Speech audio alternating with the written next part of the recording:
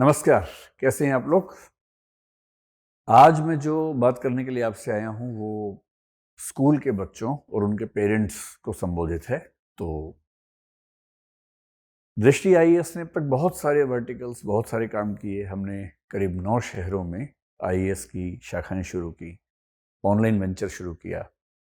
Judiciary में हमने online भी ऑफलाइन भी 2 शहरों में काम करना शुरू किया।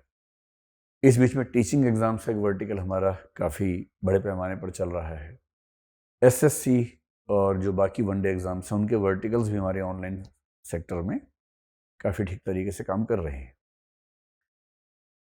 इनमें से किसी भी वर्टिकल की शुरुआत में मेरी भूमिका ऐसे नहीं थी कि मैं आके संबोधित करूं, पर आज हम कुछ ऐसा कर रहे हैं कि मेरी इच्छा थी कि मैं खुद इसमें न केवल इन्वॉल्व हूं बल्कि इसकी घोषणा भी मैं ही करूं। हम लोग 2026 की शुरुआत में हैं।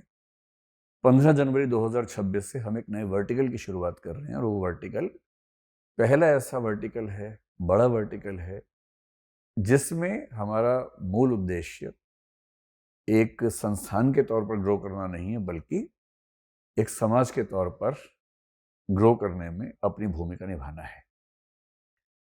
मतलब ये कि हालांकि ये वर्टिकल हमारे सीएसआर का हिस्सा नहीं है क्योंकि तकनीकी तौर पर हो नहीं सकता ऐसा, पर हम इस भाव से कि समाज की बेहतरी में हर संस्था की भूमिका होनी चाहिए, हमारी भी होनी चाहिए, एक छोटा सा प्रयास करना चाहते हैं। और प्रयास क्या है मैं आपके सामने आज लेकर आया हूं।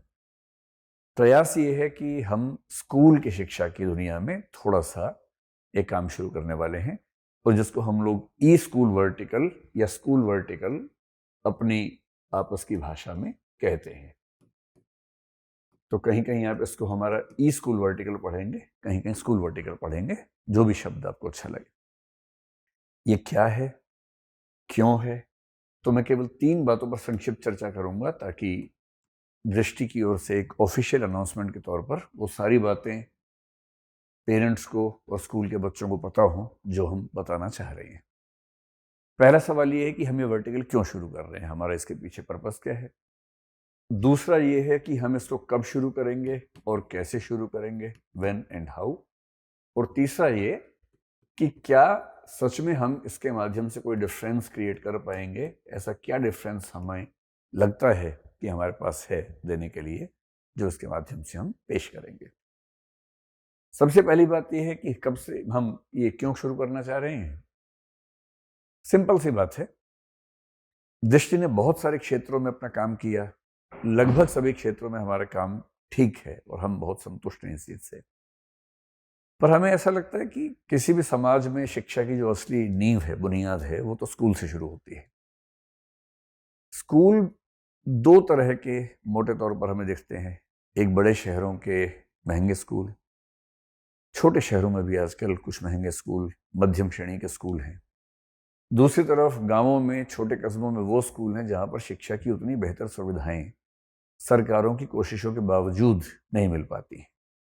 या तो वहाँ टीचर्स हैं नहीं, या टीचर्स कई बार बहुत बड़ी भर्ती में जब होता है तो सिलेक्शन के प्रोसेस में बहुत सावधानी बरतना संभव नहीं होता।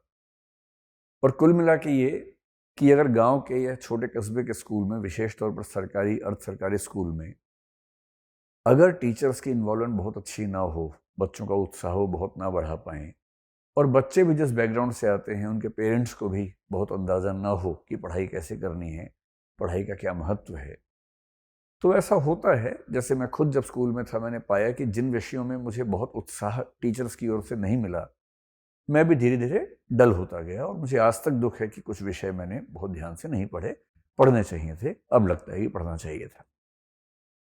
तो ये तो बहुत ही मुश्किल चीज़ है कि भारत के हर स्कूल के अंदर कोई जाए और चीज़ों को ठीक कर सके। वो तो हमारे बस की बात तो क्या ही है, सरकारों के लिए बहुत आसान नहीं है, हम देखते हैं।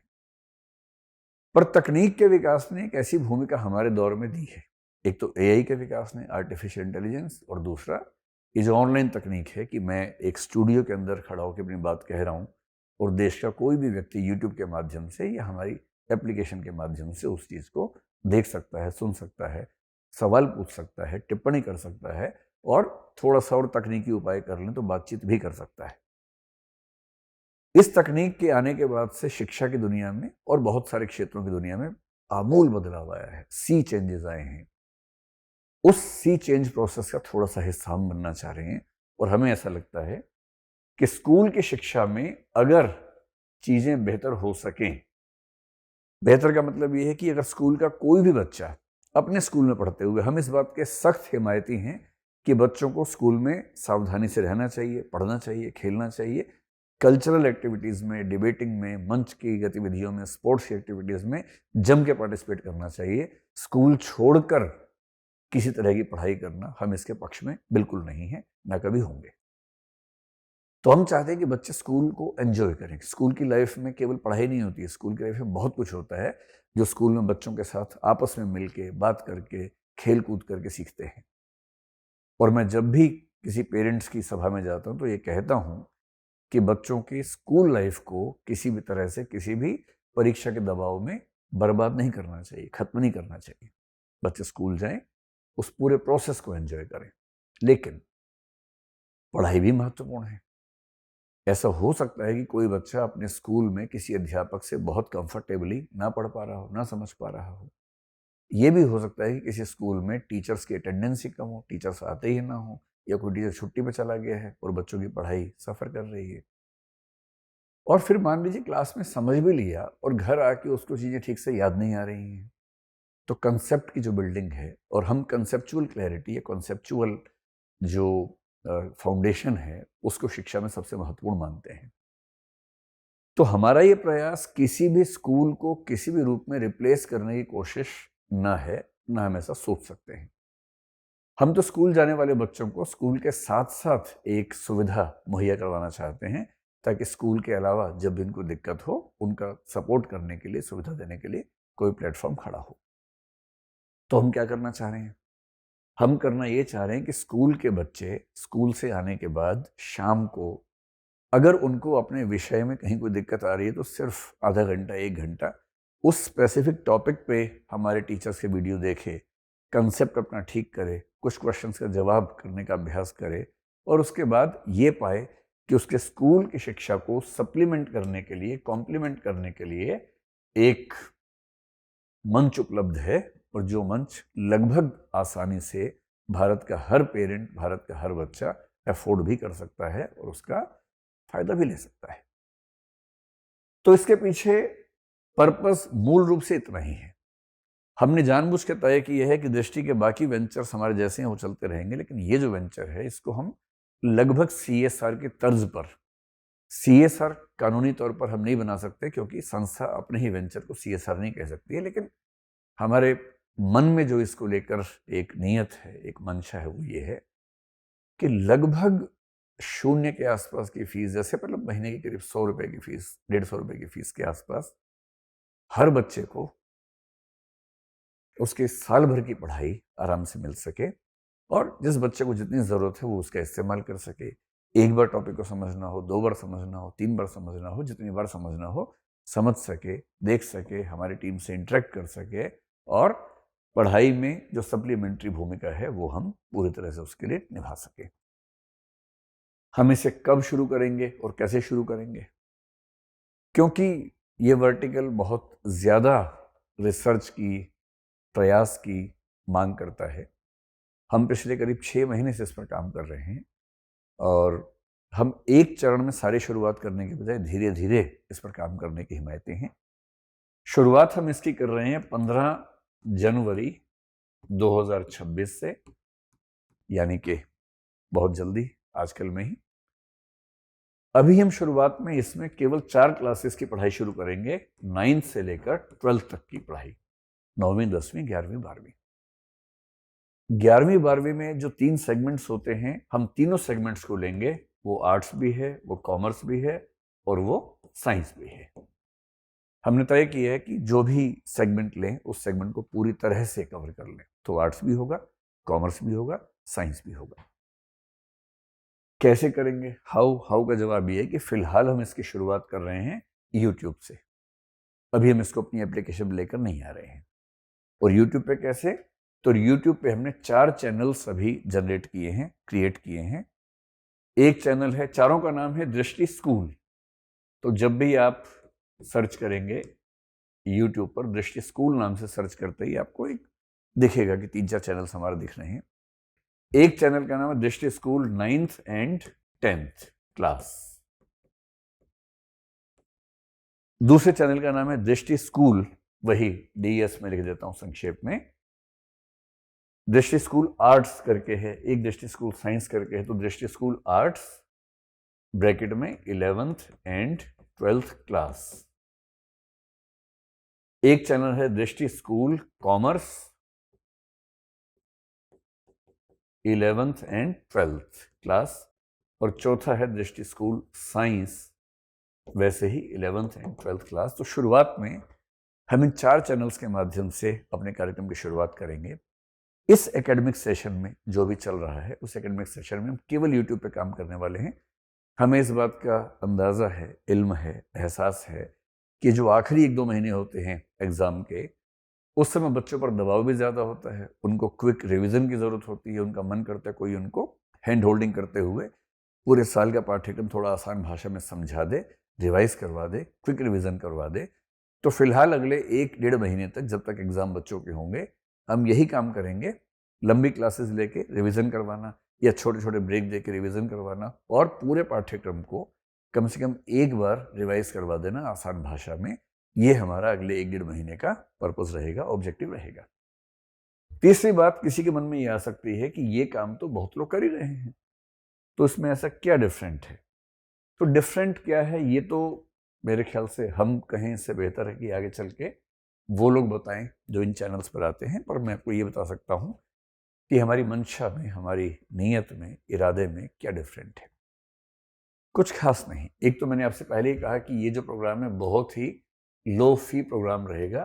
पर्पस ये है कि गांव में रहने वाला कोई भी बच्चा जिसके पेरेंट्स कुछ भी एक बहुत बुनियादी रोजगार में है, अल्प रोजगार में है, या जिसको हम बोलते हैं पार्शियल एम्प्लॉयमेंट में है, उनको भी इस प्रोग्राम को अफोर्ड करने में दिक्कत जरा सी भी ना हो।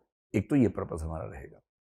पर ये तो हो सकता है कि बाकी कुछ संस्थाओं की ओर से भी, कई CSR करने वाली संस्थाओं की ओर से भी ऐसा हो रहा हो। ये कोई ऐसी बहुत रेयर बात नहीं है।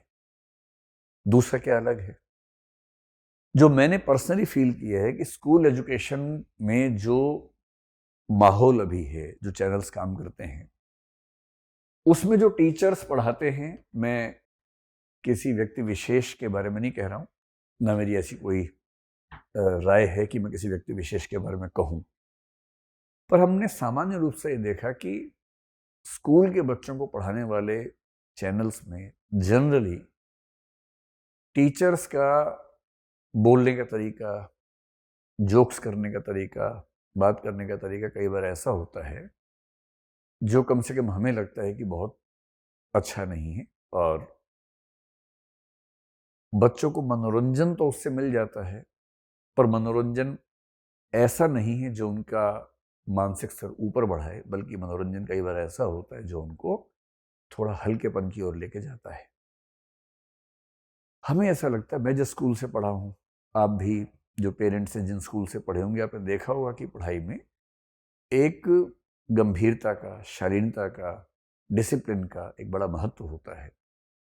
तो टीचर रहे, टीचर मेनली एंटरटेनर ना हो, टीचर मेनली हास्यास्पद काम करता हुआ नजर ना आए, टीचर ऐसी हरकतें करते हुए ना देखें जिनको देख के आपको हंसी आती है और आपको लगता है कि मजा आ गया, लेकिन एक गरिमा वाला भाव जिसको हम कहते हैं कि शिक्षा के साथ जुड़ना चाहिए, वो कई बार मिस करता है, गायब हो जाता है।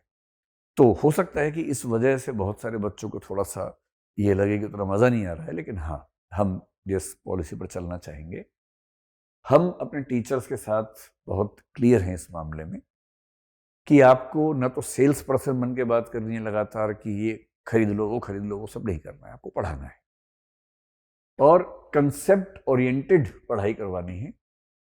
जो डिग्निटी है, जो गरिमा है, जो बच्चों की, बच्चों के पेरेंट्स की, टीचर्स की और एजुकेशन इन इटसेल्फ, इसकी जो डिग्निटी होनी चाहिए उसको मेंटेन करते हुए हंसी मजाक करना है। बिना हंसी मजाक के तो क्लास कैसे होगी, क्योंकि रिफ्रेश तो बच्चों को करना ही होता है। पर हंसी मजाक का अनुपात कितना हो, हंसी मजाक का स्तर क्या हो, इन बातों का विशेष रूप से ध्यान रखना है। तो हमारे जो भी टीचर्स हैं उन सब के साथ मैं लगातार बात करता हूँ, काम करता हूँ, और हम एक पॉलिसी अपनी बनाते हैं कि कंडक्ट हमारा कैसा होगा, क्लासरूम के अंदर हमें किस रूप में बच्चों के सामने पेश आना है। पेरेंट्स को भी ये भरोसा रहे कि ये वाली क्लासेस करते हुए हमारे बच्चे के मन पर कोई ऐसा गलत प्रभाव नहीं पड़ेगा जो उस उम्र में, उस जो बाली उम्र है, कम उम्र है, उसमें नहीं पड़ना चाहिए। इस बात का हम ध्यान रखेंगे। जैसे हमने टीचर से बहुत स्पष्ट रूप से ये डिस्कशन की कि हम कभी भी किसी व्यक्ति की सामाजिक पहचान की सेंसिटिविटी पर कोई कमेंट नहीं करेंगे। हम किसी व्यक्ति के रंग का मजाक नहीं उड़ाएंगे, किसी व्यक्ति के मोटापे का, किसी व्यक्ति के कौन सी नस्ल का है उसका मजाक नहीं उड़ाएंगे। हम जेंडर स्पेसिफिक मजाक किसी का नहीं बनाएंगे। हम रेस स्पेसिफिक मजाक किसी का नहीं बनाएंगे, ताकि पढ़ाई का मतलब सिर्फ गणित और विज्ञान सीखना नहीं होता। पढ़ाई का एक मतलब ये भी होता है कि जब कोई बच्चा बड़ा हो, स्कूल के बाहर निकले, कॉलेज की दुनिया में जाए, नौकरी की दुनिया में जाए, तो उसका सोचने का तरीका, उसकी भाषा, उसके हाव भाव भी ऐसे हों जो एक परिपक्व नागरिक के होते हैं, न कि उसकी बातचीत कहीं उसको मनोरंजन या हंसी का पात्र बना दे। ऐसा ना हो सकता है इसमें कभी कभी हमसे कोई गलती हो हमारे टीचर से, लेकिन हाँ, हम लगातार सजग रहेंगे कि ऐसा कुछ भी हमारी ओर से ना हो। हमारे यहाँ कौन पढ़ाएगा? तो हमारे यहाँ फिलहाल एक बड़ा लंबा चौड़ा प्रोसेस है टीचर से सिलेक्शन का। अभी तक हम 14 टीचर से सिलेक्शन कर चुके हैं। 14 टीचर से सिलेक्शन कैसे हुआ? जो टीचर्स इस फील्ड में बहुत समय से पढ़ा रहे हैं, उन सबका एक्सपीरियंस 5 से 15 साल के आसपास का है टीचिंग की दुनिया में ही। कुछ ऑफलाइन स्कूल से पढ़ा रहे हैं, कुछ ऑनलाइन दुनिया में ही पढ़ा रहे थे। जब हमने वैकेंसी निकाली, उन लोगों ने अप्लाई किया, हमने उनके वीडियोस मंगवाए। पहले हमारी एक कमेटी ने उनके वीडियोस को देखा ध्यान से। जो टीचर्स पढ़ाने में बहुत इफेक्टिव थे और हमारे जो कोड ऑफ कंडक्ट है, जो इथोस सिस्टम है, उसके साथ मैच भी कर रहे थे, उनको शॉर्ट लिस्ट किया गया। उनको दृष्टि में बुलाकर कुछ वीडियोस रिकॉर्ड करवाए गए, डेमो वीडियोस रिकॉर्ड करवाए गए। टॉपिक हमने अपनी ओर से दिया उनको। उसमें भी जिन लोगों ने अच्छा परफॉर्म किया, उनके फिर 2 राउंड्स ऑफ इंटरव्यूज हुए, और जो जो टीचर्स इन सारे राउंड्स में लगातार सफल हुए, ऐसे 14 टीचर्स को अभी तक हमने ऑन बोर्ड कर लिया है। हो सकता है निकट भविष्य में और टीचर्स को भी ऑन बोर्ड करेंगे। चौथी बात यह है कि हम इसमें अभी फिलहाल 2 भाषाओं, 2 लैंग्वेजेस में काम करेंगे, इंग्लिश में और हिंदी में। अभी क्योंकि हमारे पास केवल 14 टीचर्स हैं, धीरे धीरे तो इसमें संख्या मेरे ख्याल से 40-50 भी हो जानी चाहिए। अभी हम 2 कार्यक्रमों पर फोकस करने वाले हैं नियर फ्यूचर में, यानी कि अगले 1-2 महीने में। अंग्रेजी में हम सीबीएसई का 9th, 10th, 11th, 12th को ध्यान रख के अभी वीडियोस बनाएंगे और यूट्यूब पे स्ट्रीमिंग करेंगे।